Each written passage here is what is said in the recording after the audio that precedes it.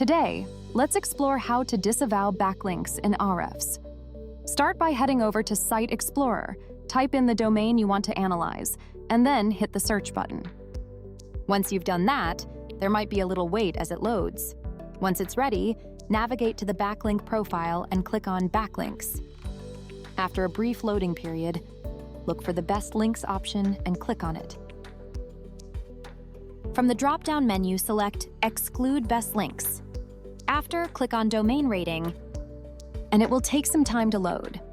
To set the domain rating to display in ascending order, then click on it to apply the sorting. It's loading now.